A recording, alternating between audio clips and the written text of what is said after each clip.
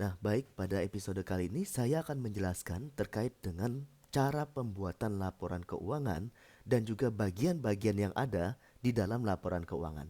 Nah, jadi intinya kita harus tahu pada dasarnya laporan keuangan itu menyediakan informasi ya, bukan hanya kepada pemilik tetapi juga kepada pihak eksternal. Jadi di pertemuan pertama saya sudah bahas laporan keuangan itu sendiri merupakan bahasa bisnis. Jadi untuk mengkomunikasikan apa yang terjadi di dalam perusahaan baik kepada pihak internal dan juga kepada pihak eksternal ya. Jadi pihak eksternal ini bisa seperti pemerintah dalam hal ini pajak, kemudian investor ya dan sebagainya. Nah, di sini laporan keuangan itu terbagi lagi ya. Jadi ada bagian-bagiannya. Yang pertama itu adalah laporan laba rugi. Jadi pada laporan ini khususnya untuk melihat apakah perusahaan ini mengalami laba atau mengalami rugi selama periode waktu tertentu. Dan di dalam laporan laba rugi ini kita bisa melihat ya pendapatannya dari pendapatan apa saja dan beban yang dikeluarkan untuk apa saja. Sehingga nanti ya kita bisa analisa ya apakah pendapatan ini sudah efisien, kemudian apakah beban ini sudah efisien atau tidak. Jadi nanti bisa kita analisa. Yang kedua adalah laporan ekuitas pemilik. Nah, jadi kalau bicara laporan ekuitas pemilik, ini rangkuman ya, perubahan ekuitas pemilik selama periode waktu tertentu. Jadi ekuitas itu sama dengan modal ya. Kemudian yang ketiga adalah neraca. Neraca ini merupakan daftar dari aset, kewajiban, dan ekuitas. Hampir sama dengan persamaan akuntansi yang kita gunakan untuk menganalisa kasus yang kemarin. Jadi kamu harusnya masih ingat ya, persamaan dasar akuntansi kita adalah aset sama dengan kewajiban ditambah dengan ekuitas. Dan yang terakhir adalah laporan arus kas. Nah, jadi di sini untuk laporan arus kas kita digunakan untuk melihat mutasi arus kas masuk maupun mutasi arus kas keluar. Jadi nanti ini semuanya berhubungan dengan akun kas. Nah, nah, kurang lebih inilah komponen-komponen atau bagian yang ada di dalam laporan keuangan. Jadi ada laporan laba rugi, ada laporan ekuitas pemilik, neraca, dan laporan arus kas. Nah, kita lihat yang pertama dulu, laporan laba rugi. Nah, jadi tadi sudah tahu ya, komponen dari laporan laba rugi adalah pendapatan dikurangi dengan beban-beban.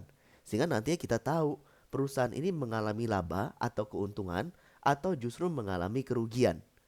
Nah, di sini untuk net solution ya, kita sudah tahu ada pendapatan jasa ya sebesar $7.500. Kemudian beban operasinya ada beban upah, beban sewa, perlengkapan, utilitas, dan beban lain-lain.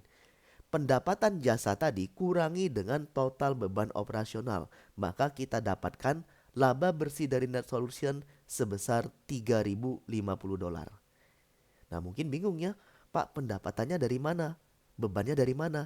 Kita balik ke dalam persamaan dasar akuntansi yang minggu lalu, ya. Kita lihat di sini. Nah, jadi kalau kita mau lihat pendapatan, kita lihat dari transaksi-transaksi ini, ya. Kita cari yang ketika dia mendapatkan pendapatan. Nah, ini. Pada poin D, Net Solution memberikan jasa kepada pelanggannya dan membukukan pendapatannya sebesar $7.500. Menerimanya secara tunai, maka inilah yang masuk ke dalam komponen pendapatan tadi, ya. Jadi ini yang masuk ke dalam komponen pendapatan di mana di laporan laba rugi pada bagian ini $7.500, ya. Nah, beban-bebannya dari mana? Kita lihat lagi, balik lagi ke persamaan dasar accounting tadi. Kita cari yang berbicara tentang beban-beban, ya. Nah, ini satu, ada yang namanya beban perlengkapan. Ketika perlengkapan itu sudah digunakan sebesar $800, maka ini masuk ke dalam komponen beban tadi. Kemudian kita lihat lagi ada beban yang lain nggak? Nah, di sini di poin E, dia juga membayar beban gaji $2.125, sewa $800, utilitas $450, dan beban lain-lain sebesar $275. Nah, seluruh beban-beban tadi masuk ke dalam komponen beban operasional tadi. Nah, kita lihat sama ya, ada beban upah atau beban gaji, ada beban sewa, ada beban perlengkapan, utilitas, dan juga beban rupa-rupa atau beban lain-lain. Nah, jadi dari transaksi tadi, dari persamaan dasar akuntansi tadi, kita masukkan ke dalam laporan laba rugi ini. Kita cuman merunut pendapatan dikurangi dengan beban-beban. Itu saja, supaya kita bisa melihat perusahaan ini mengalami keuntungan atau laba atau justru mengalami kerugian. Nah, ini yang harus kamu pahami. Kemudian yang kedua adalah laporan ekuitas pemilik. Nah, laporan ekuitas pemilik ini berbicara tentang perubahan modal, ya. Nah, jadi kita tahu ya, ketika Chris ini mendirikan Net Solution, dia menyetorkan modal sebesar $25.000 yang ini, ya. Jadi kalau kita lihat akunnya $25.000 ini kita dapatkan dari yang poin A. Chris Clark membuka rekening bank atas nama Net Solution dan menyetorkan dana sebesar $25.000 ke rekening tersebut. Artinya apa? Ini adalah setoran modal awal ya, ketika Chris Clark membuka atau membuat atau mendirikan yang namanya Net Solution tadi. Maka di sini kita lihat ya, Chris Clarknya investasi pada 1 November $25.000. Nah, tadi ya, modal awal tadi kita tambahkan dengan laba bersih, di mana laba bersihnya sebesar $3.050. Dapatnya dari mana? Laporan laba rugi tadi pada bagian ini, ya. Jadi rumusnya itu modal awal atau investasi awal ditambah atau dikurang laba atau rugi. Dalam hal ini kalau laba ditambah, kalau kerugian dikurang, ya. Nah, kita dapatlah angkanya $28.050. Nah, ini total modal kita. Kemudian dikurangi dengan prive atau penarikan. Jadi prive itu adalah penarikan uang milik perusahaan untuk kepentingan pribadi pemilik. Nah, di mana kita lihat pada kasus Net Solution tadi, kita juga melihat adanya penarikan, ya. Nah, ini pada poin H. Pada akhir bulan, Chris menarik uang tunai sebesar $2.000 dari perusahaan untuk kepentingan pribadi. Artinya apa? Dia melakukan prive. Dia menarik modal dia sebesar $2.000. Maka modal dia pun harus dikurangi sebesar $2.000. Sehingga kalau kita lihat ya, 28.050 kurangi dengan 2.000, maka kenaikan ekuitasnya sebesar $26.050. Atau dengan kata lain, modal akhir Chris Clark per 30 November 2005 sebesar $26.050. Ya. Artinya ada kenaikan. Awalnya kan $25.000, kemudian berubah menjadi $26.050. Nah, ini yang harus dipahami. Ini untuk melihat perubahan modal dari pemilik. Ya. Kemudian yang ketiga. Yang ketiga adalah neraca.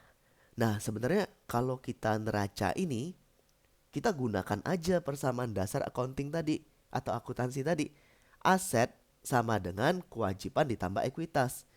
Angka-angkanya dapat dari mana? Akun-akunnya dapat dari mana? Pindahkan saja pada periode akhir ini. Nah, ini aset. Aset terdiri dari kas, perlengkapan, tanah, pakai saldonya, ya. Maka kita pindahkan ke sini. Kas, perlengkapan, tanah, kita pakai saldonya, total asetnya 26.450. Ya, ini sisi ininya, apa namanya itu? Sisi aktivanya. Kemudian sisi pasifa ada kewajiban ditambah dengan ekuitas. Nah, kita lihat lagi di persamaan dasar akhirnya tadi. Kewajibannya ada apa saja? Ada utang usaha, modalnya ada apa? Ada modal sebesar $26.050. Ya, kita lihat di sini.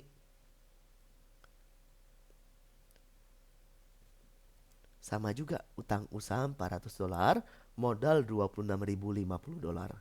Modal ini harus sama dari laporan ekuitas.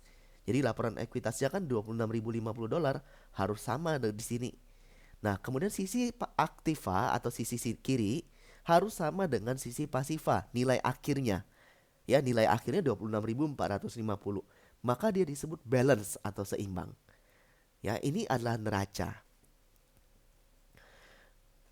Nah, jadi di sini dikatakan juga ketika neraca menampilkan kewajiban dan ekuitas pemilik di bawah aset, maka bentuk laporan yang digunakan. Jadi inilah bentuk-bentuk laporan yang akan kita gunakan. Nah, yang terakhir adalah laporan arus kas. Jadi laporan arus kas ini dibagi menjadi, kita lihat ada 3 bagian. Yang pertama itu adalah arus kas dari aktivitas operasi. Jadi dia melaporkan rangkuman penerimaan dan pengeluaran kas dari operasi. Nah, ini dari laporan laba rugi bisa kita dapatkan, ya. Yang kedua adalah arus kas dari aktivitas investasi. Melaporkan transaksi kas untuk akuisisi dan penjualan aset yang relatif permanen, ya. Jadi ini adalah arus kas dari investasi. Yang ketiga adalah arus kas dari aktivitas pendanaan. Jadi dia melaporkan transaksi kas berkaitan dengan investasi kas oleh pemilik. Kita tahu tadi ada $25.000 pinjaman, ya, dan penarikan kas oleh pemilik.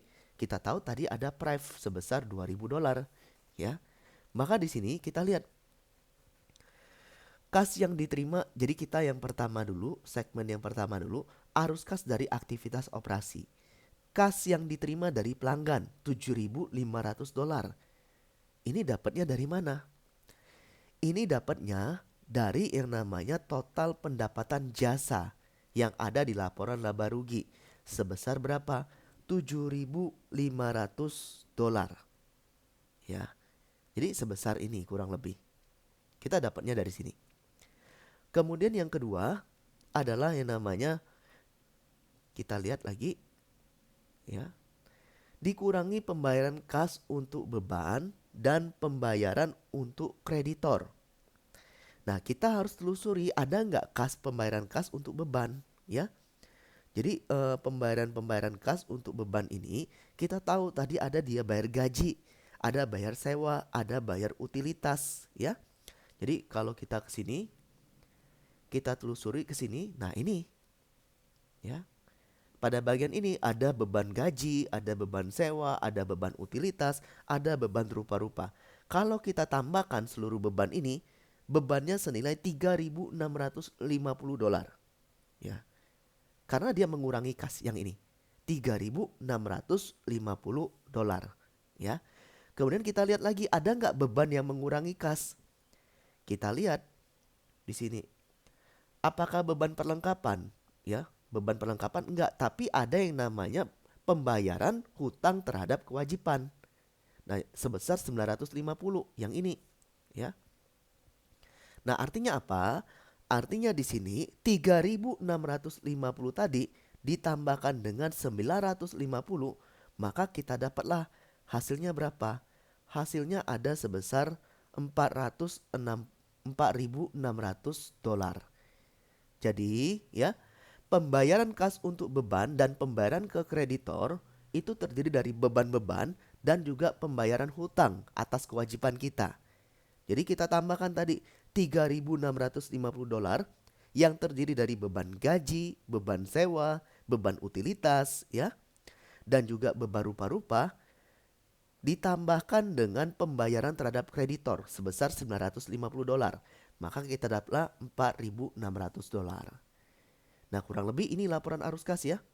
Setelah dikurangi, maka kita dapatlah arus kas bersih dari aktivitas operasi. Sebesar berapa? $2.900. Ya. Nah, $2.900 ini nanti kita jumlahkan ke bawah. Ada lagi arus kas dari aktivitas investasi yang ini. Kalau tadi kan arus kas dari aktivitas operasi kita sudah dapat plus $2.900.